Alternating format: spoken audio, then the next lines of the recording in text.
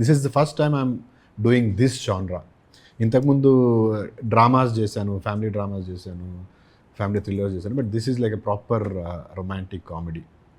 Coming to Heba, uh, what you think about this story when you heard about this? See, to be honest, I found the story very interesting.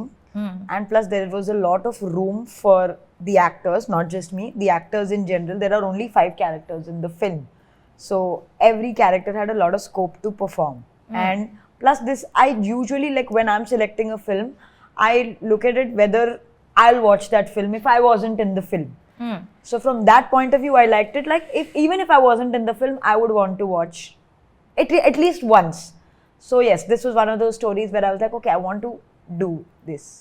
And this is again, like he said, I have done romantic comedies, I have done love stories, but I don't know which category to put this into, because it is a love story also, it's a drama, like it's drama also, it is serious also, but not serious also. I don't know how to like put this movie in which bracket. That is what made it interesting for me. Could we see another Heba in this movie? See, at this rate, I'm becoming bipolar with the amount of Hebas you're seeing in movies. No, but you could see another, like you would see me, obviously, because it's still going to be there. But you would see more variations of Heba. Yeah, I'm talking yes, about you that. will definitely see variations. I have been bubbly, but I've never really been a silly, almost nonsensical girl before. In that, sir pushed me to that direction also. Okay. Just To to add extreme to that, direction. she's being very modest. ఇందులో మీరు you'll see the finest of Hebah. Like ఇప్పటివరకు మీరు హెబ్బాన్ పట్ల సినిమాలు చూసుంటే, when it comes to this film, as an audience, if we were audiences to watch Hebah's film, this will give you so much, not just as Hebah, but there is so much to it. There is కోపంగా ఉంటుంది, అప్పుడే సిల్లీగా ఉంటుంది, అప్పుడే she's got lot of variations. And for any actor to do such kind of role is always a blessing, you know. And నేను స్ట్రాంగ్గా feel అయ్యేది ఏంటంటే, ఈ సినిమా వచ్చిన తర్వాత Heba will start, you know, people will start looking at Heba like more as an actress, and there are more good scripts coming her way. I really wish, touch wood, and this will be the start of that film. I hope so. Okay. I hope so. And ఇంకోటి ఏంటంటే story line గురించి చెప్తాను. As Hebba, just add to what she said and what Chaitanya also said. Basically ఒక ఫిల్మ్లో, ఒక కథలో కొన్ని రకాల స్ట్రాంగ్ ఎమోషన్స్కి ఎంఫసిస్ ఉండి సుమారుగా ఆ రోల్ ఏంటో డిఫైన్ చేయొచ్చు. What Heba is trying to say is that in this it's slightly experimental, unpredictable. So ఇన్ని రకాల emotions I can take as a bag of tricks అని వెళ్తే సరిపోదు ఆ వేషంలో, ఈ రోల్స్లో. They are challenged and pushed about what else can you do అన్నట్టు ఉంటుంది. అందుకని you will see several other shades that you might have missed, that whether they have or not, you may not know. In other మూవీస్లో తెలియపోవచ్చు. ఇందులో అలాంటి shades బాగా కనపడతాయని నా నమ్మకం. That is what I felt for the both actors. అంటే the story itself is like that. See, there is fantasy, there is, it's a romantic film, there is again a love story, there is again this breakup thing happening, there is another old couple who are trying to do something. So there's a lot of elements. It's a particular oka genre and fix cheyadaniki ledu. So that's why it's very special. Ante when you see the film in the theater, మీకు love story అంటే it probably see ఒక both couple కలుస్తారు, విడిపోతారు, మళ్ళీ ఇందులో అట్లా కాదు. You got so many elements. వీళ్ళిద్దరు ఉంటారు, ఇంకోరో ఉంటారు, what happens between them. So it's like a Hollywood film more or less. With lot of dimensions. స్టోరీకి డిమెన్షన్స్ ఉంటాయి, క్యారెక్టర్స్ కూడా డిమెన్షన్స్ ఉంటాయి, కోణాలు. Okay. So that is what, as Heba said, it's very hard to categorize. మన rom com అనగానే ఇది lighter vein film అనుకుంటారు. Rom com కాదు, ఇందులో థ్రిల్లర్ కూడా ఉందే అనిపిస్తుంది. అండ్ ఇది థ్రిల్లరా అంటే సిల్లీ థ్రిల్లర్ కాదు, సిల్లీ రామ్ కామ్ కాదు.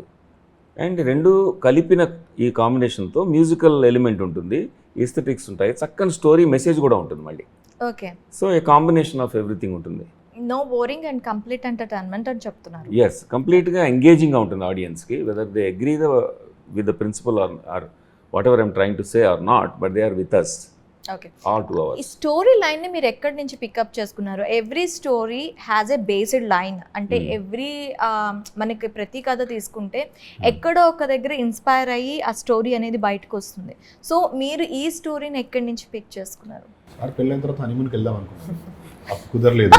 సరే ఇప్పుడన్నా అప్పుడు తొందరగా హనీమూన్కి వెళ్దామని ఎక్స్ప్రెషన్ పెట్టాం. ఓకే, జోక్స్ అపార్ట్, బేసిక్గా ఏంటంటే స్టోరీ అనేది ఫామ్ అయ్యేప్పుడు వాళ్ళు రైటింగ్ ఏ స్టోరీ ఒక పర్టికులర్ చోట స్టోరీ లైన్ దొరికేయడం ఉండదు.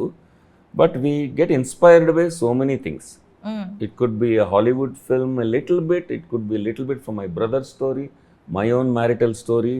యూనో అలాగా అందరి లైఫ్లోని స్టోరీలు ఉంటాయి కదా, మనం అబ్జర్వ్ చేస్తుంటాం. వాటన్నిటిలోంచి మన క్యారెక్టర్స్ వీళ్ళు అని డిసైడ్ చేసుకొని రాస్తున్నప్పుడు ఈ జర్నీలోకి అవి బిట్స్గా పడతాయి. ఓవరాల్గా దీనికి వేరే ఐడెంటిటీ వస్తుంది. ఓకే. సో ఆ రకంగా లైఫ్ నుంచి నాకు తెలిసిన ట్రూత్స్ నుంచి ఎమర్జ్ అయిన స్టోరీ అనమాట ఇది.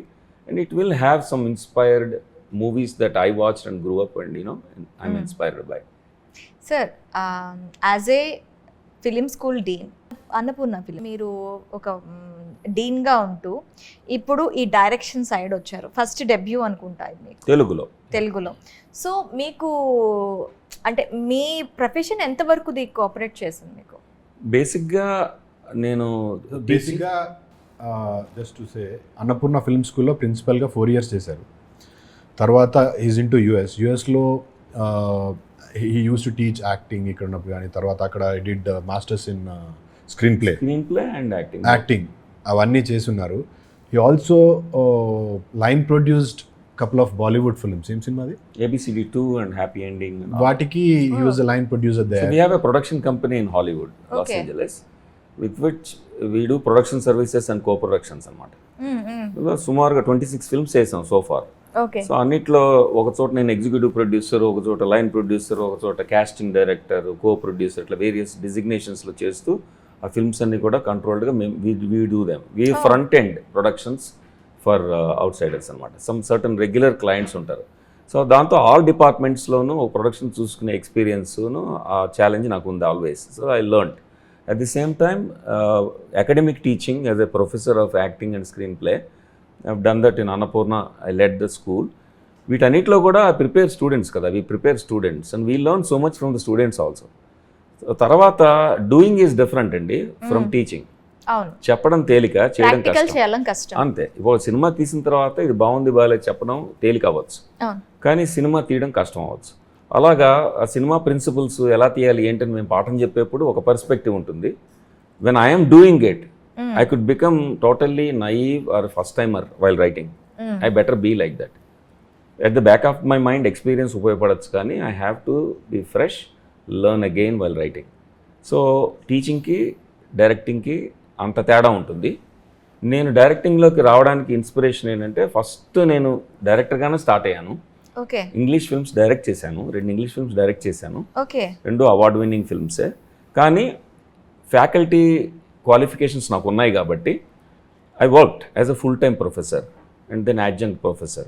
ఆ టీచింగ్ అనేది ఒక ప్రొఫెషన్ కంటిన్యూ అవుతూనే ఉంటుంది. ఇప్పుడు కూడా టీచ్ చేస్తున్నాను నేను యాజ్ ఎ డైరెక్టర్గా ఉండి కూడా మధ్యలో వర్క్షాప్స్ చేస్తూ ఉంటాను నేను. ఓకే. సో ఈ 2 సైమల్టేనియస్గా ప్యారలల్ ట్రాక్స్ అనమాట. మీకు ఇప్పుడు రియల్ ఎస్టేట్ ఉండి మీకు ఒక సినిమా కెరీర్ ఉన్నట్టు నాకు ఒక టీచింగ్ కెరీర్ ఉంటుంది, ఒక డైరెక్టింగ్ కెరీర్ ఉంటుంది. ఓకే. సో ఈ కథ చెప్పంగానే మీ ఫీలింగ్ ఏంటి? మీకు ఎక్కడైనా రిలేటివ్ అనిపించిందా మీకు మీ స్టోరీ? ఇక్కడ నేను ఈ కథకి నేను రిలేటెడ్ అవుతాను అని చెప్పి. Not just me, most of them cinema చూసిన వాళ్ళు అందరూ రిలేట్ అవుతారు. Because it's precisely about relationships.